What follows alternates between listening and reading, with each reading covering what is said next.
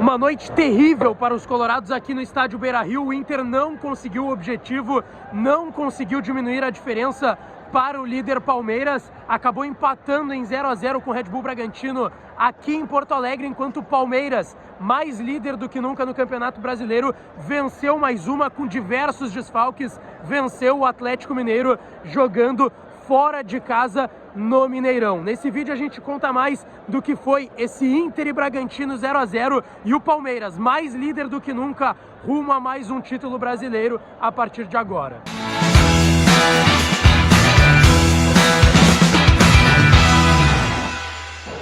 Bora lá, rapaziada, vamos falar mais do Internacional por aqui. Depois desse jogo frustrante aqui no estádio Beira-Rio, o Inter não conseguiu o objetivo principal, que era vencer o Bragantino, diminuir a diferença para o líder Palmeiras, quem sabe seguir sonhando com um título brasileiro. O Internacional acabou empatando em um jogo muito ruim, um jogo coletivo muito ruim, um jogo individual de algumas peças em específico também muito ruim aqui no estádio Beira-Rio. Enquanto isso, o Palmeiras estava jogando em Belo Horizonte com pelo menos 6 desfalques, considerando o técnico Abel Ferreira, que também estava suspenso, também não poderia ficar na casa mata, e deu tudo errado essa noite. De fato, deu tudo errado para o torcedor colorado, tá certo? Antes disso, não te esquece, deixa o teu like nesse vídeo, se inscreve no canal, ativa as notificações por aqui. Eu tô ainda aqui, ó, no gramado do estádio Beira-Rio. Há pouco terminou a partida, uma partida sem muito brilhantismo do Internacional, que começou com Depena entre os titulares, mas por mais que o Depena tenha começado entre os titulares, uma partida que foi contra as nossas expectativas de posicionamento. O Mano começa a partida com o Pedro Henrique jogando aberto pelo lado esquerdo sem o Wanderson e o Depena aberto pelo lado direito.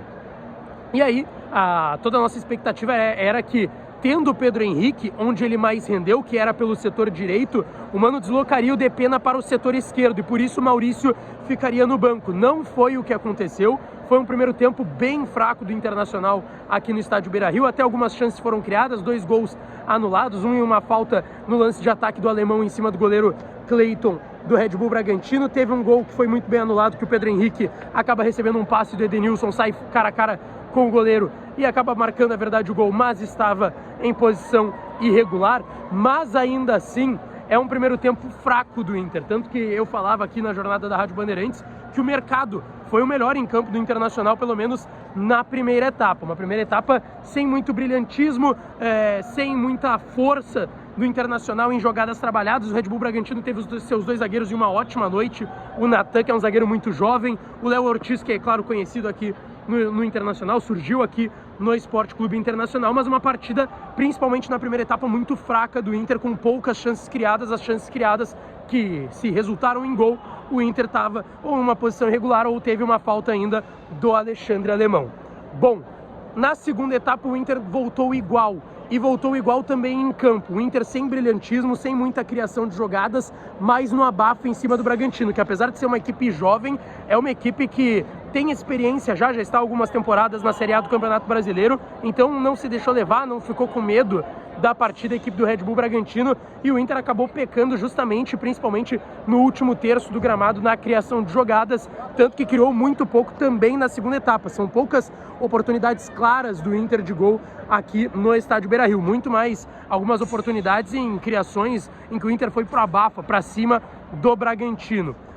As primeiras trocas do Mano chamaram bastante atenção, porque a gente falava durante a semana que o Mano trabalhava com 2 laterais direitos, o Matheus Dias, que é volante de origem, e o Igor Gomes, que é zagueiro barra lateral, poderia fazer a sua estreia aqui no estádio Beira-Rio. Porém, o Igor Gomes já não jogava mais de um ano, era natural que ele sentisse a parte física, acabou saindo no meio da segunda etapa, mas quem entrou não foi o Matheus Dias, quem entrou foi o Maurício. O Mano colocou mais uma peça no campo de ataque e deslocou o Edenilson para a lateral direita. Isso, obviamente, foi contra o gosto de todos os torcedores. O Edenilson pegava na bola e era vaiado. Era bastante nítido que o Edenilson não tinha confiança. Em diversas oportunidades ele pegou a bola de frente para a grande área do Red Bull Bragantino e não tentou a finalização. Muitas vezes tentava o cruzamento, muitas vezes recuava a bola para o setor defensivo. Era um Edenilson realmente sem brilho, sem confiança, de fato, pelas vaias. Ele tocava na bola, era vaiado pelo torcedor do Inter. Entra o Tyson também da mesma forma, não conseguiu criar muitas oportunidades. O Alan Patrick teve até um bom primeiro tempo, de certa forma. Na segunda etapa apareceu apagado também, assim como o restante da equipe. O Mano foi tentando empilhar atacantes, colocou Brian Romero, colocou também o David em determinado momento, e o Inter realmente foi pro abafa.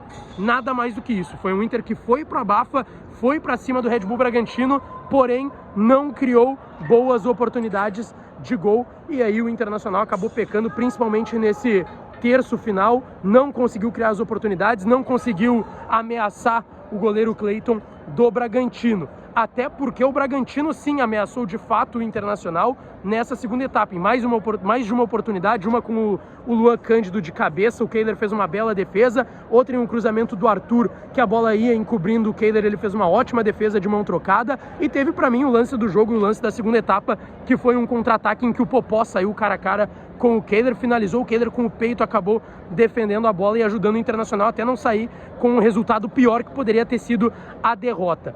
Concomitante com essa partida do Internacional tinha o Palmeiras jogando fora de casa, jogando em Minas Gerais. Depois de um pequeno corte aqui rapidinho, pessoal, mas também o Palmeiras estava jogando no mesmo horário lá em Minas Gerais e com muitos desfalques, 6 desfalques pelo menos, jogadores de seleções suspensos, nem o Abel Ferreira podia comandar a equipe, e o Palmeiras acabou vencendo 1-0, o gol do Murilo, e jogou um balde de água fria nessa possibilidade do Inter diminuir a diferença para o Palmeiras, que poderia ser de até 5 pontos nesta rodada. O Inter acabou empatando, foi a 50, o Palmeiras venceu, foi a 60, 10 pontos de diferença, e agora ficou mais complicado para o Inter, que tem o Santos no próximo final de semana, sábado, 3 horas da tarde aqui no estádio Beira-Rio. O Inter empatou, o Palmeiras venceu, e agora ficou cada vez mais difícil a vida do Internacional em busca do título brasileiro.